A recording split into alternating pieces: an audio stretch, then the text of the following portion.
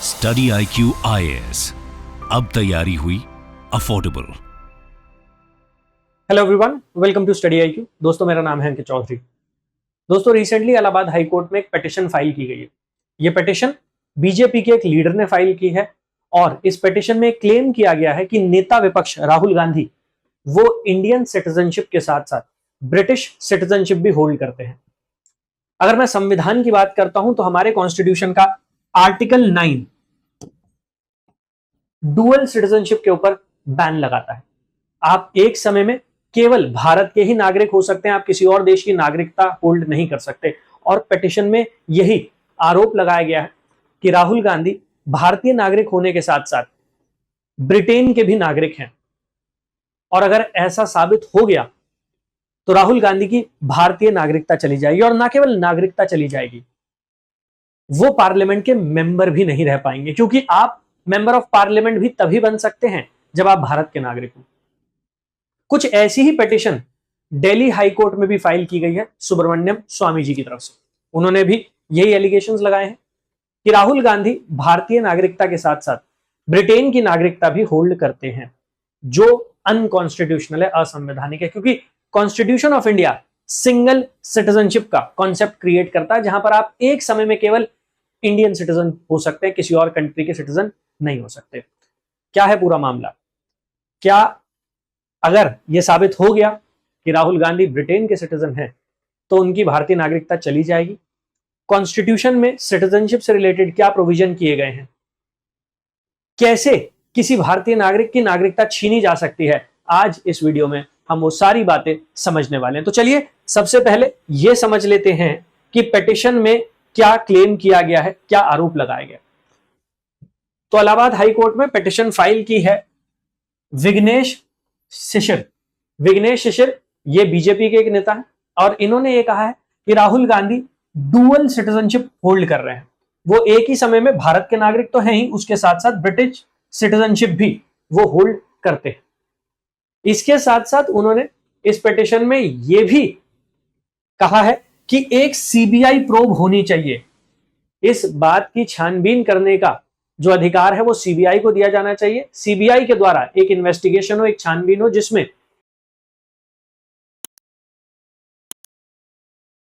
नागरिक हैं, ब्रिटेन के सिटीजन हैं, और अगर ऐसा साबित होता है तो उनकी भारतीय नागरिकता उनसे छीन ली जाए। और एक बार अगर वो भारतीय नागरिक नहीं रहे तो वो नेता विपक्ष भी नहीं रह पाएंगे। इसके साथ साथ उन्होंने ये भी कहा है कि इससे पहले भी राहुल गांधी की नागरिकता को लेकर एक ऐसा ही मामला कोर्ट में फाइल किया गया था, और वो मामला फाइल किया था VSS शर्मा ने। जब यह मामला कोर्ट तक पहुंचा था तो VSS शर्मा ने ब्रिटेन की सरकार के साथ भी ईमेल्स एक्सचेंज किए थे। उन्होंने ब्रिटेन की सरकार से कुछ सवालों के जवाब मांगे थे, कुछ डेटा मांगा था, और उन ईमेल्स में ब्रिटिश गवर्नमेंट ने इस बात को पुख्ता किया था, इस बात को अप्रूव किया था कि हां, राहुल गांधी ब्रिटेन के सिटीजन हैं। ऐसा इस पिटीशन में क्लेम किया गया है। लेकिन फिलहाल वो ईमेल्स एक्सेसिबल नहीं है और इसी वजह से इस पिटीशन के साथ वो ईमेल्स कोर्ट में सबमिट नहीं किए जा सकते। तो यहां पर the petitioner claims that emails from UK authorities suggested Rahul Gandhi's British citizenship. तो वो इस बात का आरोप भी लगा रहे हैं और वो ये कह रहे हैं कि इससे पहले जो मामला आया था VSS शर्मा वाला मामला, उसमें ब्रिटेन की सरकार के साथ कुछ ईमेल्स एक्सचेंज हुए थे VSS शर्मा के। उन ईमेल्स में इस बात को एक तरीके से, इस बात का अप्रूवल दिया गया था, इस बात को ब्रिटिश सरकार ने एक तरीके से एडमिट कर लिया था कि राहुल गांधी ब्रिटिश सिटीजन है। लेकिन अभी ब्रिटेन की गवर्नमेंट कंप्लीट इंफॉर्मेशन नहीं दे रही है। ब्रिटेन की गवर्नमेंट या ब्रिटिश अथॉरिटीज ये कह रही हैं कि डेटा प्रोटेक्शन एक्ट के अंडर हम राहुल गांधी से रिलेटेड इंफॉर्मेशन तब तक रिलीज नहीं कर सकते जब तक हमें राहुल गांधी की तरफ से अप्रूवल ना मिल जाए, क्योंकि ब्रिटेन में डेटा प्रोटेक्शन लॉ काफी स्ट्रिक्ट है। तो इसी वजह से जब पिटिशनर ने ब्रिटिश अथॉरिटीज को अप्रोच किया तो उन्होंने राहुल गांधी से रिलेटेड बड़ी लिमिटेड इंफॉर्मेशन प्रोवाइड की है और कंप्लीट इंफॉर्मेशन देने से मना कर दिया है। The lack of signed authorization from Gandhi himself prevented full disclosure. तो ब्रिटिश अथॉरिटीज का यह कहना है कि राहुल गांधी से रिलेटेड जो भी इंफॉर्मेशन है वो इंफॉर्मेशन तभी रिलीज की, इसी वजह से पेटिशनर ये क्लेम कर रहे हैं कि भाई गवर्नमेंट ब्रिटिश अथॉरिटीज को अप्रोच करे और ब्रिटिश अथॉरिटीज से ये इंफॉर्मेशन सीख करे जिससे ये प्रूव हो सके कि वो ब्रिटिश नागरिक हैं। अब यहां पर कोर्ट का क्या कहना है, कोर्ट ने इस पिटीशन को लेकर क्या कहा है। इलाहाबाद हाई कोर्ट ने सबसे पहले यह कहा कि हम इन ईमेल्स में नहीं जाने वाले कि ईमेल्स क्या क्लेम कर रहे हैं, हम इस बात में भी नहीं जाने वाले कि क्या राहुल गांधी ब्रिटिश सिटीजन है या नहीं है। कोर्ट केवल इस बारे में बातचीत करने वाली है कि पिटिशनर ने जब हमारी गवर्नमेंट को अप्रोच किया और गवर्नमेंट से इस मुद्दे पर जवाब मांगा तो गवर्नमेंट का क्या रवैया रहा। तो इलाहाबाद हाई कोर्ट ने क्लियर किया है कि अभी हम इस मैटर में नहीं जा रहे हैं कि राहुल गांधी ब्रिटिश सिटीजन है या नहीं है, वो बाद की बात है। अभी सिर्फ हम इस बात को देख रहे हैं कि जब पिटिशनर ने गवर्नमेंट ऑफ इंडिया को अप्रोच किया और उनसे इस मामले में छानबीन करने को कहा तो गवर्नमेंट ऑफ इंडिया का रवैया क्या रहा, क्योंकि इससे पहले भी यह पिटिशन फाइल हो चुकी थी इलाहाबाद हाई कोर्ट में और तब यह पिटिशन वापस ले ली गई थी क्योंकि कोर्ट ने यह कहा था कि पहले आप गवर्नमेंट ऑफ इंडिया को अप्रोच कीजिए, अगर गवर्नमेंट ऑफ इंडिया सुनवाई नहीं करती, अगर गवर्नमेंट ऑफ इंडिया कोई एक्शन नहीं लेती तो फिर कोर्ट अपनी तरफ से इंटरवीन करेगा। और इसी वजह से अभी फिलहाल कोर्ट ने इस बात को लेकर बातचीत करने से मना कर दिया है कि Rahul Gandhi solicitor general informs the court that home ministry is processing the petition. तो यहां पर गवर्नमेंट से सवाल मांगा गया था और डेप्यूटी सॉलिसिटर जनरल ने कहा है कि होम मिनिस्ट्री इस पिटिशन को प्रोसेस कर रही है, होम मिनिस्ट्री अभी देख रही है कि क्या एक्शन लिया जाना है, कैसे ब्रिटिश अथॉरिटीज के साथ कम्युनिकेट करना है। Allahabad high court asked centre to update on its decision by next hearing. तो इलाहाबाद हाई कोर्ट ने सरकार से कहा है कि भाई जब अगली सुनवाई होगी, और अगली सुनवाई की भी तारीख तय कर दी गई है 19 दिसंबर, तो 19 दिसंबर को जब नेक्स्ट सुनवाई होगी तो उस सुनवाई में गवर्नमेंट ऑफ इंडिया को इलाहाबाद हाई कोर्ट को जवाब देना पड़ेगा कि वो इस पिटिशन के ऊपर क्या एक्शन ले रहे हैं। Court emphasises current focus is on government's response to representation. तो जैसा मैंने आपसे कहा था, कोर्ट ने अभी राहुल गांधी ब्रिटिश सिटीजन है नहीं है उसमें जाने से मना कर दिया है, उस पर सुनवाई करने से मना कर दिया है। गवर्नमेंट कोर्ट अभी सिर्फ गवर्नमेंट का रिस्पांस क्या होने वाला है केवल उस तक सीमित है। अब ऐसा नहीं है कि पहली बार ऐसा कोई केस हमारी जुडिशरी के सामने आया है, इससे पहले भी ऐसे कुछ केसेस जहां पर कुछ लीडर्स की इंडियन सिटीजनशिप को लेकर सवाल उठाए गए थे वो पहले भी सामने आ चुके हैं। जैसे 2013 में अरविंद केजरीवाल, उनकी भारतीय नागरिकता को लेकर सवाल उठाए गए थे। कहा गया था कि अरविंद केजरीवाल के पास ऑस्ट्रेलियन पासपोर्ट है तो उनकी भारतीय नागरिकता रद्द हो जानी चाहिए। हालांकि कोर्ट ने इस पिटीशन को डिसमिस कर दिया था। सिमिलरली 2001 में राहुल गांधी की मदर सोनिया गांधी, उनकी भारतीय नागरिकता को लेकर भी सवाल खड़ा किया गया था कि वो अभी भी इटालियन सिटीजन है और क्योंकि वो इटालियन सिटीजन है इस वजह से उनकी भारतीय नागरिकता रद्द कर दी जाए। हालांकि ये पिटीशंस भी डिसमिस कर दी गई थी। इनफैक्ट अगर हम बात करते हैं डुअल सिटीजनशिप को लेकर, तो जो भारतीय मूल के नागरिक भारत के बाहर रहते हैं, जिन्हें कहा जाता है पीपल ऑफ इंडियन ओरिजिन, वो बार बार ये डिमांड करते हैं कि इंडिया में उन्हें डुअल सिटीजनशिप अलाउ की जाए, लेकिन अभी तक भारत में डुअल सिटीजनशिप का कोई कॉन्सेप्ट नहीं है। आप एक समय में केवल भारत के नागरिक हो सकते हैं। हालांकि पर्सन ऑफ इंडियन ओरिजिन की ये जो डिमांड थी, इनको सेटिस्फाई करने के लिए एक नया कॉन्सेप्ट लाया गया और वो है overseas citizen of India, OCI. Overseas citizen of India क्या कॉन्सेप्ट है, क्यों ओवरसीज सिटीजन ऑफ इंडिया का कॉन्सेप्ट लाया गया, अभी हम उस पर भी बात करने वाले हैं। तो ये तो हुआ करंट मैटर, लेकिन भारत का संविधान नागरिकता को लेकर क्या प्रावधान करता है, कॉन्स्टिट्यूशन ऑफ इंडिया में सिटीजनशिप को लेकर क्या प्रोविजन किए गए हैं। इनफैक्ट रिसेंटली आपने देखा होगा कि सिटीजनशिप एक्ट में अमेंडमेंट किया गया था और सीएए लाया गया था, जहां पर पाकिस्तान, बांग्लादेश और अफगानिस्तान से जो प्रताड़ित अल्पसंख्यक समुदाय भारत आ रहे हैं, स्पेशली जो हिंदूज अफगानिस्तान, पाकिस्तान या बांग्लादेश से भागकर भारत आ गए हैं, भारत में शरण ले रहे हैं, उनको भारतीय नागरिकता दी जा रही थी।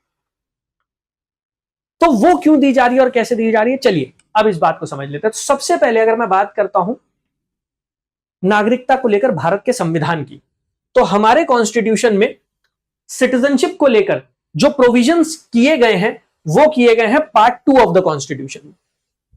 सबसे पहले हमारे कॉन्स्टिट्यूशन में पार्ट 2 ऑफ द कॉन्स्टिट्यूशन है, और पार्ट 2 ऑफ द कॉन्स्टिट्यूशन में आर्टिकल नंबर 5 से लेकर आर्टिकल नंबर 11 में यहां पर सिटीजनशिप से रिलेटेड प्रोविजन किए गए हैं। लेकिन part 2 of the constitution majorly सिर्फ ये बताता, ये डिफाइन करता है कि 26 जनवरी 1950 ये वो डेट है जिस तारीख को भारत एक गणतंत्र, एक रिपब्लिक डिक्लेयर हुआ था, और हमारा कॉन्स्टिट्यूशन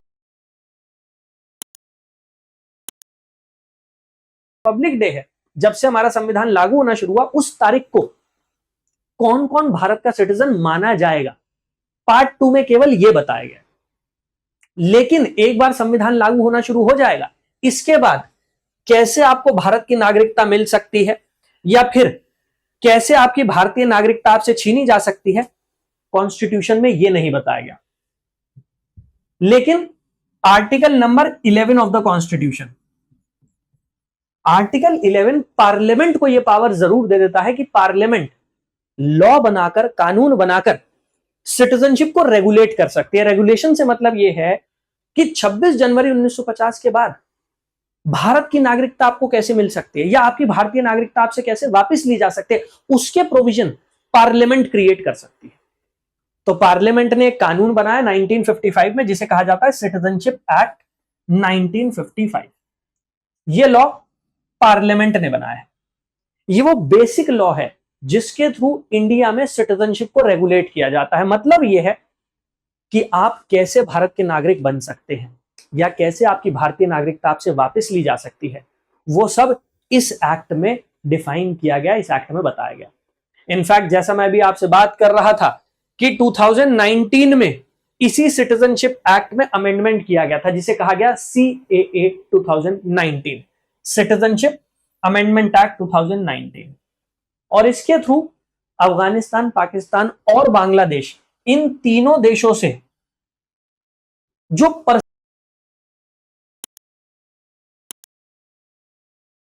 कि ऐसे धार्मिक अल्पसंख्यक समुदाय जिन्हें इन देशों में प्रताड़ित किया जा रहा है, अगर वो भारत आ जाते हैं तो उन्हें भारतीय नागरिकता दी जाएगी, जिसमें हिंदूज, सिख, जैन, बुद्धिस्ट, इन सबको शामिल किया गया है। इनफैक्ट रिसेंटली आप देख रहे होंगे बांग्लादेश में कैसे हालात चल रहे हैं। तो बांग्लादेश में जो हिंदू माइनॉरिटी संख्या में है, अगर वो बांग्लादेश से भागकर भारत आ जाते हैं तो ऐसी सिचुएशन में उनको इंडियन सिटीजनशिप ऑफर की जाएगी। कुछ इस तरीके के प्रोविजन किए गए थे। हालांकि अभी जो हालात चल रहे हैं बांग्लादेश में, इन हालातों से पीड़ित होकर अगर कोई इंडिया आ जाता है तो उसके लिए यहां पर प्रोविजन क्रिएट नहीं किए गए। यहां पर एक कट ऑफ डेट डिसाइड की गई थी 31 दिसंबर 2014। तो 31 दिसंबर 2014 से पहले जो भी परसिक्यूटेड माइनॉरिटीज इन तीन देशों से भारत आ गया, उसको इलीगल इमिग्रेंट नहीं कंसिडर किया जाएगा और उसे भारत की नागरिकता ऑफर की जाएगी। कुछ ऐसे प्रोविजन सिटीजनशिप अमेंडमेंट एक्ट 2019 के थ्रू क्रिएट किए गए। वो ह्यूमैनिटेरियन ग्राउंड पे किया गया था, जिससे ये परसिक्यूटेड माइनॉरिटीज, इनका राइट टू लाइफ प्रोटेक्ट किया जा सके।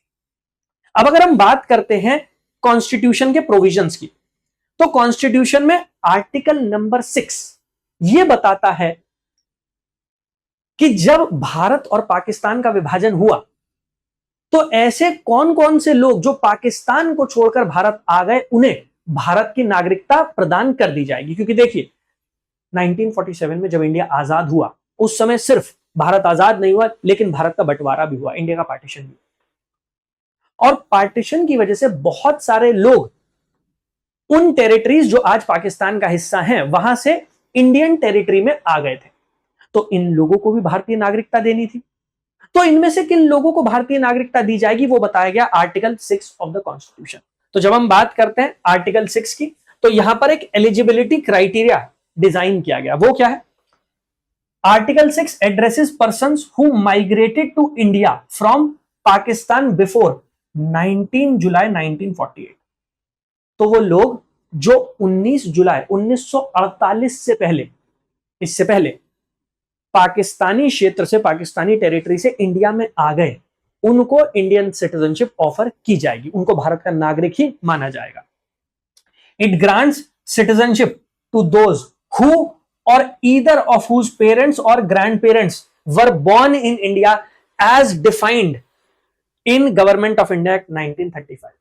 तो अगर कोई व्यक्ति 19 जुलाई 1948 से पहले पाकिस्तान से भारत आ गया था और गवर्नमेंट ऑफ इंडिया एक्ट 1935 के अंतर्गत वो या उसके पेरेंट में से कोई एक या उसके ग्रैंड पेरेंट्स में से कोई एक इंडियन सिटीजन था, तो फिर उसको इंडियन सिटीजन माना जाएगा। और ऐसा ही इस वजह से, क्योंकि पार्टीशन की वजह से बहुत सारे लोग पाकिस्तान से इंडिया आ गए थे, तो उनको भी तो भारतीय नागरिकता देनी थी। तो आर्टिकल 6 उससे हूं आर्टिकल 7 की, तो वो भी कुछ ऐसे ही प्रोविजन क्रिएट करता है। ये आर्टिकल 6 और आर्टिकल 7 के प्रोविजन क्यों हैं? ये हिस्टोरिकल कॉन्टेक्स्ट को देखते हुए ऐड किए गए हैं। जैसा मैं अभी आपको समझा रहा था कि भाई देश का बंटवारा हुआ, पार्टीशन हुआ, और पार्टीशन की वजह से बहुत सारी टेरिटरीज ऐसी थी जो पाकिस्तान के क्षेत्र में चली गई, पाकिस्तान की टेरिटरी में ऐड हो गई थी। तो वहां से जो लोग खुद को बचाते हुए भारत आ गए थे, उनको भी तो भारतीय नागरिकता देनी थी। तो वो भारतीय नागरिकता देने के लिए जो प्रोविजन क्रिएट किए गए, वो किए गए आर्टिकल 6 और आर्टिकल नंबर 7 में। आर्टिकल 6 तो हमने देख ही लिया, चलिए अब समझ लेते हैं आर्टिकल नंबर 7 को। अब कुछ लोग ऐसे भी थे जो इंडिया से पाकिस्तान की तरफ चले गए थे, लेकिन बाद में उन्हें रियलाइजेशन हुआ कि नहीं, हम गलत क्षेत्र में आ गए, गलत टेरिटरी में आ गए, और उसके बाद वो लौटकर वापस आ गए। तो पहले वो इंडिया से पाकिस्तान की तरफ माइग्रेट कर गए थे, लेकिन उसके बाद वो वापस लौटकर भारत आ गए। अब इन लोगों को भी भारतीय नागरिकता देनी थी, उसका प्रोविजन जो किया गया है वो आर्टिकल नंबर 7 में किया गया। अब देखिए आर्टिकल नंबर 7 क्या कहता है। Article 7 deals with people who migrated from India to Pakistan after 1 March 1947। तो 1 मार्च 1947 के बाद जो लोग इंडियन टेरिटरी से पाकिस्तान वाली टेरिटरी में चले गए थे, वो क्षेत्र जो आगे चलकर पाकिस्तान का हिस्सा बन गए, उस टेरिटरी में चले गए थे और बाद में वो वापस आ गए, but later return to India under a permit for resettlement और परमानेंट रिटर्न। तो ऐसे लोग जो 1 मार्च 1947 के बाद पाकिस्तान तो चले गए थे, लेकिन बाद में वो भारत लौटकर आ गए, उन लोगों को कैसे भारतीय नागरिकता दी जाएगी, वो आर्टिकल नंबर 7 बताता है। तो ऐसे लोगों को रजिस्टर करना पड़ेगा। They were required to register for citizenship in accordance with rules made by government of India. तो गवर्नमेंट ऑफ इंडिया ने रूल्स बनाए, उन रूल्स के अंडर रजिस्ट्रार बैठाए गए, उनके पास जाकर आपको रजिस्टर करवाना था और उस रजिस्ट्रेशन के बाद ही आपको इंडियन सिटीजनशिप ऑफर की जाती है। These individuals must have been ordinarily resident in India since the date of their return. जब आप पाकिस्तान से वापस आ गए थे तो आपको भारत में ही रहना पड़ता और 6 महीने भारत में रहने के बाद आप जाकर रजिस्टर करवा सकते थे, उसके बाद ही आपको भारतीय नागरिकता मिलती। तो क्योंकि पार्टीशन हुआ था और पार्टीशन की वजह से बहुत सारे लोग ऐसे थे जो पाकिस्तान वाली टेरिटरी से इंडिया आ गए थे या इंडिया वाली टेरिटरी से पाकिस्तान तो चले गए थे, लेकिन बाद में उन्हें रियलाइज हुआ कि वो गलत एरिया में आ गए, फिर वो वापस लौट कर आए इंडिया। तो ऐसे लोगों को सिटीजनशिप भी ऑफर करनी थी और उसके लिए हमारे कॉन्स्टिट्यूशन ने आर्टिकल 6 और आर्टिकल 7 जैसे प्रोविजन क्रिएट किए। इसके अलावा बहुत सारे भारत के नागरिक ऐसे भी थे जो इंडिया के बाहर रिजाइड कर रहे थे, आजादी से पहले भी बहुत सारे इंडियंस इंडिया के बाहर रहा करते थे। अब जब हम इंडिपेंडेंट हो गए, जब हम आजाद हो गए, उसके बाद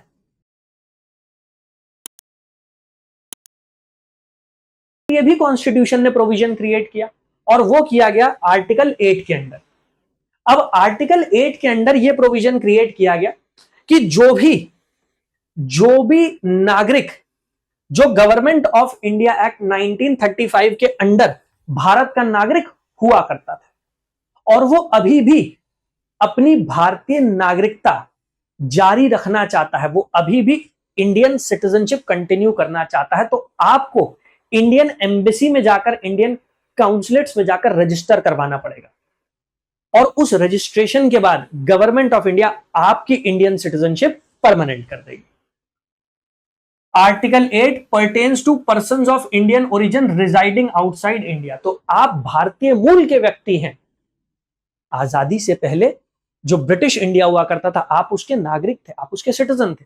अब भारत आजाद हो गया है और आप इंडिया की सिटीजनशिप कंटिन्यू करना चाहते हैं, तो उसके लिए आपको रजिस्टर करना पड़ेगा। It includes those born in India और whose parents और grand parents were born in undivided India. तो आजादी से पहले जब भारत का विभाजन नहीं हुआ था, अनडिवाइडेड इंडिया, आप तब भारत में पैदा हुए थे, या फिर आपके पेरेंट में से कोई एक भारतीय था, या आपके ग्रैंड पेरेंट में से कोई एक भारतीय था, और आप अपनी इंडियन सिटीजनशिप कंटिन्यू करना चाहते हैं, तो फिर आपको रजिस्टर कराना पड़ेगा।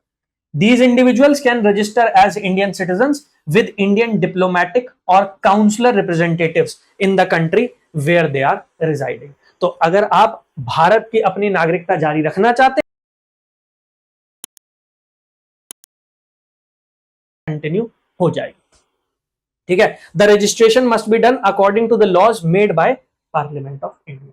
तो इसके लिए पार्लियामेंट ऑफ इंडिया ने कानून बनाया ही है, सिटीजनशिप एक्ट, और सिटीजनशिप एक्ट के अंडर समय समय पर रूल्स, गाइडलाइंस जारी की जाती है, आपको उसको फॉलो करना होता है अगर आप अपनी इंडियन सिटीजनशिप कंटिन्यू करना चाहते हैं, या फिर अगर आप भारत के नागरिक बनना चाहते हैं। अब हमने ये तो देख लिया कि कॉन्स्टिट्यूशन में क्या प्रोविजन है।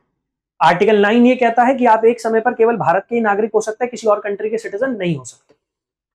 राहुल गांधी के ऊपर जो आरोप लगाया जा रहा है वो यही है कि वो भारतीय नागरिक रहते हुए ब्रिटेन की भी नागरिकता होल्ड कर रहे हैं, और ऐसा अलाउड नहीं है। बट हमने ये भी देखा कि कॉन्स्टिट्यूशन केवल ये बताता है कि 26 जनवरी 1950 जब भारत का संविधान लागू होना शुरू हुआ, तब कौन इंडिया का सिटीजन कंसिडर किया जाएगा। बट व्हाट आफ्टर दैट, उसके बाद क्या? तो उसके लिए पार्लियामेंट ने लॉ बनाया, सिटीजनशिप एक्ट 1955। यही वो मेन लॉ है जो हमारी सिटीजनशिप को रेगुलेट करता है, मतलब कैसे हम इंडिया की सिटीजनशिप ले सकते हैं और कैसे हमारी इंडियन सिटीजनशिप वापस ली जा सकती है। हमने इनफैक्ट ये भी देखा कि रिसेंटली 2019 में इसी सिटीजनशिप एक्ट में अमेंडमेंट किया गया था, और उसके थ्रू जो परसिक्यूटेड माइनॉरिटीज हैं, प्रताड़ित अल्पसंख्यक, बांग्लादेश, पाकिस्तान और अफगानिस्तान से जो भारत आ गए थे, उनको सिटीजनशिप ऑफर की जा रही है। अब ये एक्ट क्या है और इस एक्ट में क्या क्या मेन प्रोविजन किए गए हैं, चलिए अब ये समझ लेते हैं। तो अगर मैं बात करता हूं सिटीजनशिप एक्ट की, तो सिटीजनशिप एक्ट मेजरली 5 तरीके डिफाइन करता है जिससे आप इंडिया के सिटीजन बन सकते हैं। सबसे पहला है सिटीजनशिप बाय बर्थ, मतलब जन्म से भारत के नागरिक।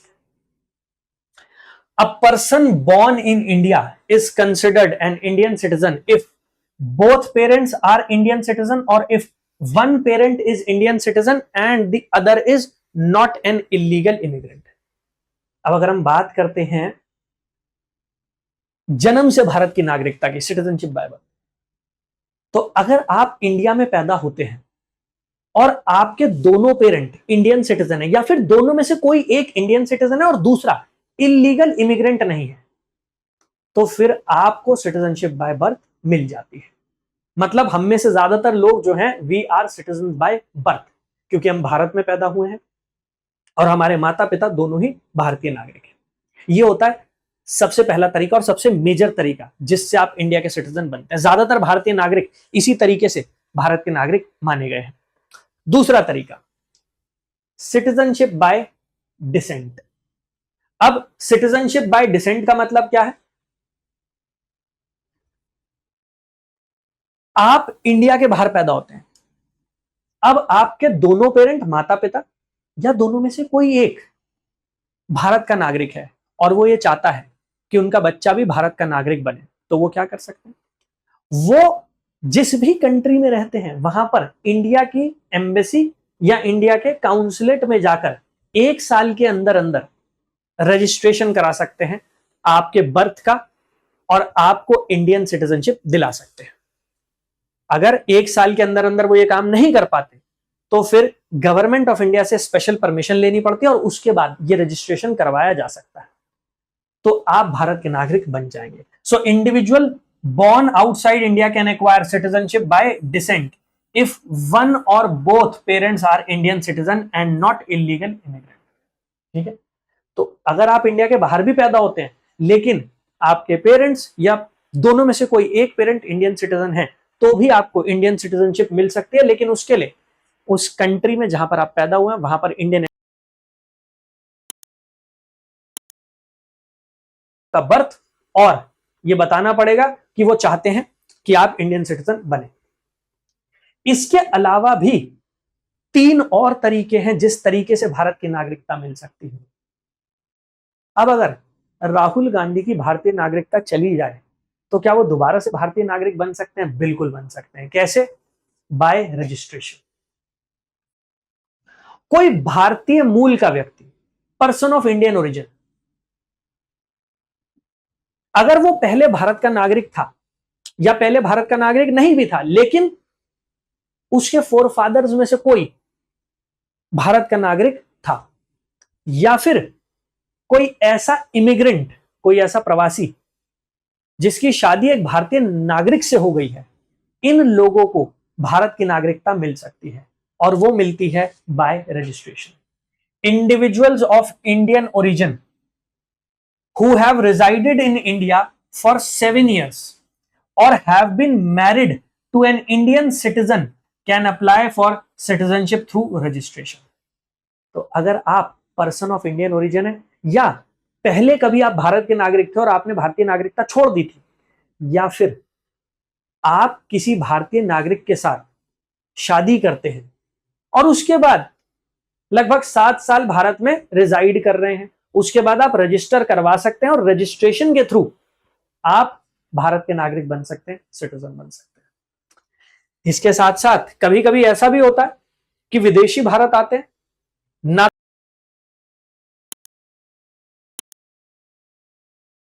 तो ये खुद इंडियन सिटीजन थे, ना ही ये पर्सन ऑफ इंडियन ओरिजिन है, लेकिन ये भारत आते हैं, ये भारत के कल्चर से, हमारी सभ्यता से, हमारी संस्कृति से बहुत प्रभावित होते हैं। आप जाइए रिलीजियस प्लेसेस पर, आपको बहुत सारे विदेशी वहां पर मिल जाएंगे, they are inspired by Indian culture, और वो ये सोचते हैं कि चलिए मुझे भारत की नागरिकता लेनी है, तो उनको कैसे मिलेगी? उसके लिए है नेचुरलाइजेशन।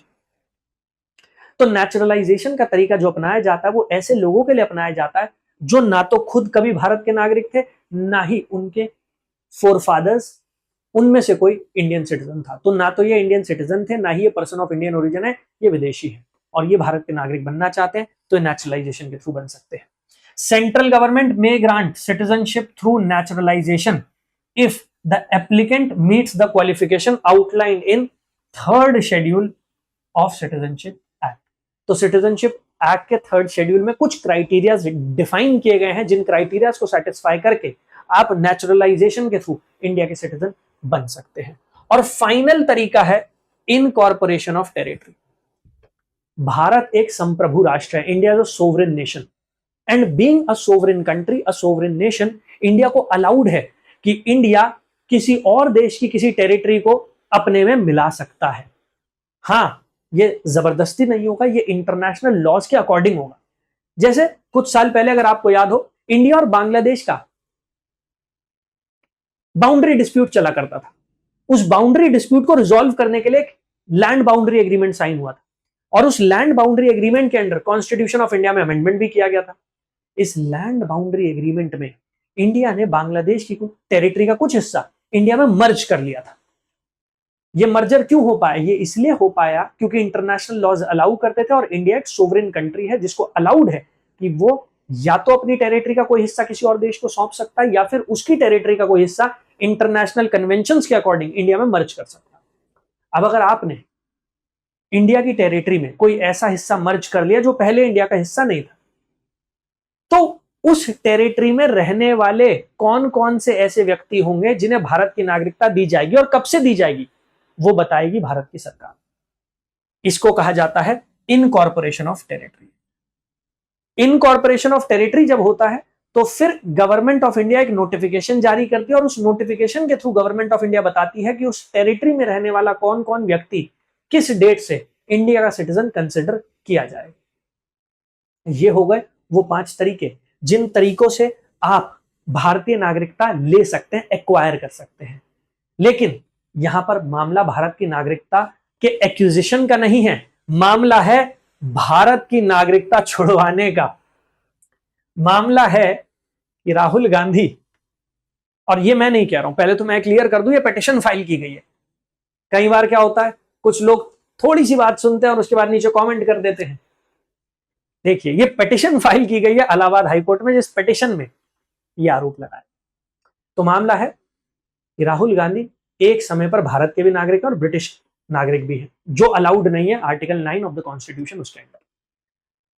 अब कैसे आपसे आपकी भारतीय नागरिकता वापस ली जा सकती है? तो सबसे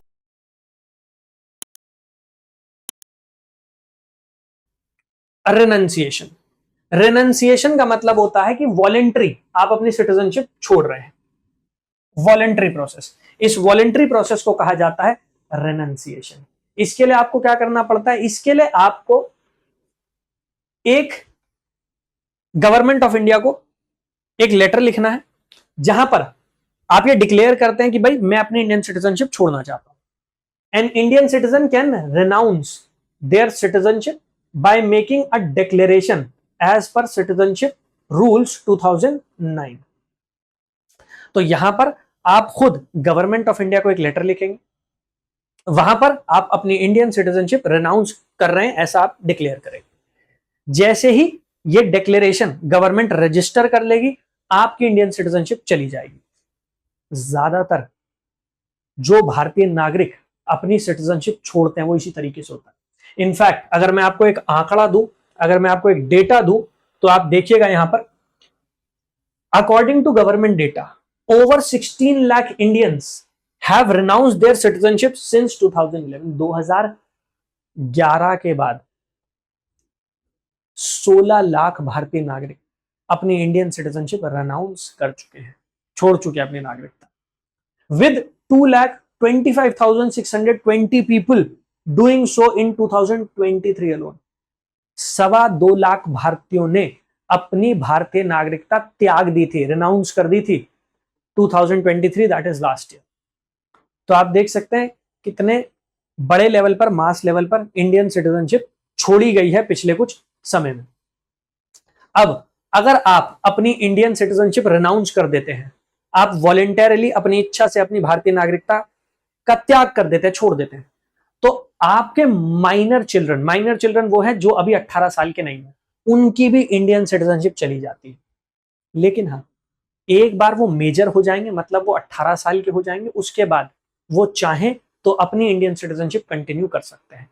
तो याद रखिएगा, अगर आप एक भारतीय नागरिक हैं और आप अपनी मर्जी से अपनी भारतीय नागरिकता छोड़ रहे हैं, तो आपके बच्चों की भी भारतीय नागरिकता खत्म कर दी जाती है। लेकिन एक बार वो बालिग हो जाते हैं, मेजर हो जाते हैं, 18 साल के हो जाते हैं, उसके बाद वो चाहें तो उसे कंटिन्यू कर सकते हैं। ये तो है पहला तरीका, ये है बस पहला तरीका। इसके अलावा भी 2 तरीके हैं जिससे आपकी इंडियन सिटीजनशिप आपसे छीन ली जाएगी। सेकंड है टर्मिनेशन। यही आरोप है राहुल गांधी के ऊपर कि उनकी सिटीजनशिप टर्मिनेट कर दी जाए। Indian citizenship is automatically terminated when an individual willingly acquire citizenship of another country. अगर आप भारत के नागरिक रहते रहते किसी और देश की नागरिकता ग्रहण कर लेते हैं, तो आपकी इंडियन सिटीजनशिप टर्मिनेट कर दी जाती है। और यही राहुल गांधी के केस में क्लेम किया जा रहा है कि उनकी इंडियन सिटीजनशिप टर्मिनेट कर दी जाए क्योंकि वो ब्रिटिश सिटीजन है। यही इस पिटीशन में क्लेम किया गया। और तीसरा तरीका होता है डेप्रीवेशन। डेप्रीविएशन में क्या होता है, अगर आपने गलत तरीके से गलत डॉक्यूमेंट्स लगाकर इंडियन सिटीजनशिप एक्वायर की थी, या फिर आप किसी युद्ध के दौरान, किसी वॉर के दौरान इंडिया के एनिमी के साथ कोई सांठगांठ करते हैं,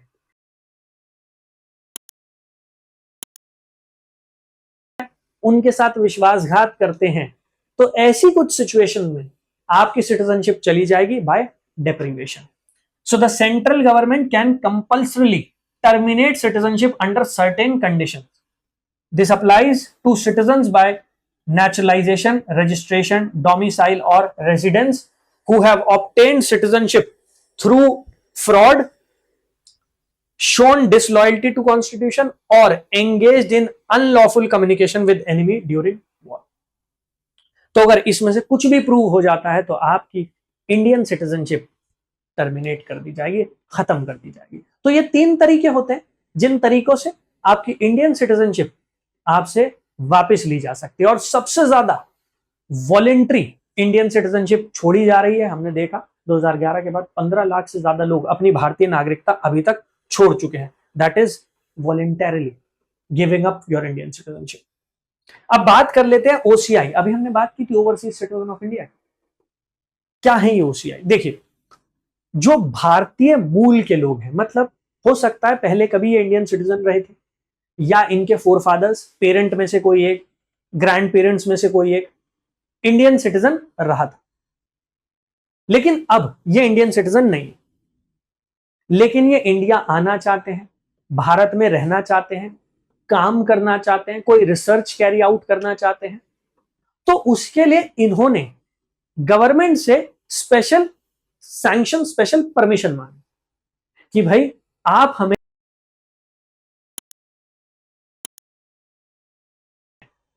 हम भी पीपल ऑफ इंडियन ओरिजिन है, हम पहले भारत के नागरिक थे या हमारे फोरफादर्स इंडियन सिटीजन थे, तो हमारी इंडिया के साथ एफिनिटी है, तो हमको फ्लेक्सिबल प्रोविजंस प्रोवाइड किए जाए जिससे हम भी इंडिया आ सके, यहां पर रह सके, यहां पर काम कर सके। जब ये डिमांड उठाई गई तो इंडियन गवर्नमेंट एक नया कॉन्सेप्ट लेकर आई जिसको नाम दिया गया overseas citizenship of India. Overseas citizen of India card issue किया जाता है और जिसके पास ओसीआई कार्ड होता है उसको कुछ स्पेशल छूट दी जाती है, उसको कुछ बेनिफिट्स प्रोवाइड किए जाते हैं, लेकिन ये इंडियन सिटीजन नहीं है। और क्योंकि ये इंडियन सिटीजन नहीं है, इसी वजह से देयर आर सर्टेन लिमिटेशंस। अब क्या क्या इन्हें अलाउ किया जाता है, क्या क्या बेनिफिट दिए जाते हैं, या फिर क्या क्या इनके ऊपर लिमिटेशंस है, थोड़ा वो भी समझिए। Visa free travel. अगर आप किसी और कंट्री के सिटीजन है तो आप इंडिया आएंगे तो आपको वीजा लेना पड़ेगा, यहां पर वीजा फ्री ट्रैवल अलाउ किया जाता है। और मल्टीपल एंट्री, एक साल में जितनी बार चाहें आप उतनी बार भारत आ सकते हैं, तो multiple entry visa free conditions जो है वो क्रिएट की जाती है। OCI holders enjoy multiple entries into India without requiring a visa, facilitating easier travel and business opportunities. तो वो जितनी बार चाहें भारत आ सकते हैं, उनको कोई वीजा की रिक्वायरमेंट नहीं होती अगर उनके पास ओसीआई कार्ड होता है। हाँ, यहां पर कुछ कंडीशंस बना दी जाती हैं कि कितने साल तक वो कर सकते हैं, साल में कितनी बार कर सकते हैं, बट अगर आप जनरली देखेंगे तो उनको अलाउ किया जाता है कि वो मल्टीपल टाइम्स इंडिया आ सके एक साल में और बार बार उन्हें कोई वीजा ना लेना पड़े, तो हैसल फ्री ट्रैवल जो है वो अलाउ कर दिया जाता है। लेकिन क्योंकि वो इंडियन सिटीजन नहीं है, इसी वजह से OCI status allows individuals to own property in India except agricultural और प्लांटेशन प्रॉपर्टीज। क्योंकि वो भारतीय नागरिक नहीं है, इसी वजह से वो एग्रीकल्चरल लैंड इंडिया में परचेज नहीं कर सकते, वो प्लांटेशंस इंडिया में परचेज नहीं कर सकते। प्लांटेशन जैसे टी, कॉफी, इनके बड़े बड़े बागान होते हैं, उनकी बात कर, तो ये एग्रीकल्चर लैंड परचेज नहीं कर सकते, ये प्लांटेशन लैंड परचेज नहीं कर सकते, बट इसके अलावा इनको अलाउ है कि ये प्रॉपर्टी परचेज कर सकते हैं जिससे इंडिया में इन्वेस्टमेंट प्रमोट हो सके। तो एग्रीकल्चरल लैंड को छोड़कर, प्लांटेशंस को छोड़कर बाकी प्रॉपर्टी इंडिया में परचेज कर सकते हैं। इसके साथ साथ OCI holders have the right to work in certain fields in India contributing to nation's economy. तो कुछ फील्ड्स ऐसी भी हैं जहां पर इन्हें अलाउ किया जाता है काम करना, वहां पर इन्हें at par with Indian citizens consider किया जाता है। लेकिन हाँ, कुछ रिसर्च की फील्ड्स ऐसी हैं जहां पर रिसर्च करने के लिए इन्हें गवर्नमेंट से परमिशन लेनी पड़ती है। OCI holders can not vote, hold public offices और acquire agricultural properties in India. तो क्योंकि ये भारतीय नागरिक नहीं है तो ये वोट नहीं डाल सकते, एग्रीकल्चर प्रॉपर्टी नहीं खरीद सकते और इसके साथ साथ पब्लिक ऑफिसेस को एक्वायर नहीं कर सकते, उन्हें होल्ड नहीं कर सकते, जैसे ये भारत में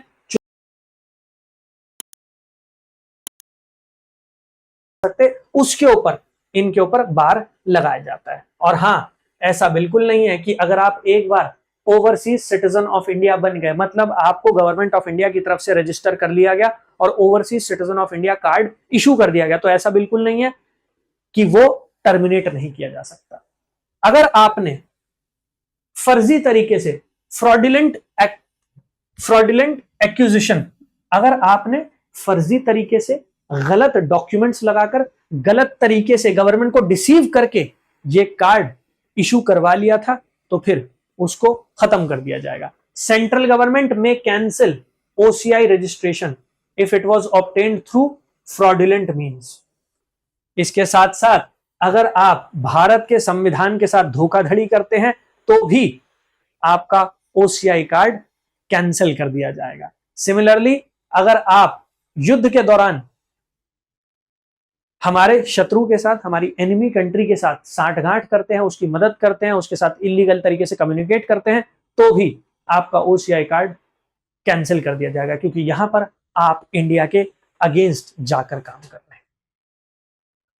सो आई थिंक समझ में आया होगा आपको सिटीजनशिप से रिलेटेड कॉन्स्टिट्यूशन में क्या प्रोविजंस है, इसके साथ साथ सिटीजनशिप एक्ट क्या कहता है, कैसे भारतीय नागरिकता मिल सकती है, कैसे भारत की नागरिकता आपसे वापस ली जा सकती है, और राहुल गांधी की भारतीय नागरिकता वापस लेने की जो बात चल रही है उसका बेसिक आधार क्या है, ग्राउंड क्या है। वीडियो पसंद आई हो तो लाइक जरूर कर दीजिएगा, शेयर कर दीजिएगा, क्योंकि बहुत सारे लोग शायद इस इशू को डिटेल में जाके समझना चाहेंगे और इस वीडियो के थ्रू वो समझ पाएंगे।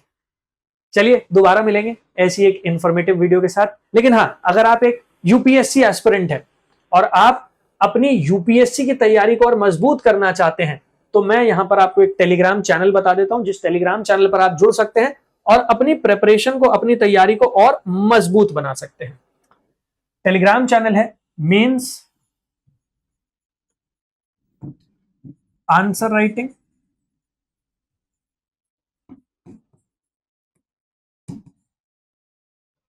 Bye Ankit sir. तो बेटा ये है एक टेलीग्राम चैनल, यहां पर आप जुड़ सकते हैं मेरे साथ और डेली ऐसे इंफॉर्मेटिव सेशंस आते हैं, उनकी पीडीएफ यहां पर आपको मिल जाएगी, उनका लिंक यहां पर मैं शेयर कर देता हूं। इसके साथ साथ डेली चैनल पर 12 बजे पॉलिटी की क्लास होती है, आप उस क्लास में मेरे साथ जुड़ सकते हैं और अपनी पॉलिटी की जर्नी आसान बना सकते हैं। चलिए मिलते हैं नेक्स्ट वीडियो पे। जय हिंद।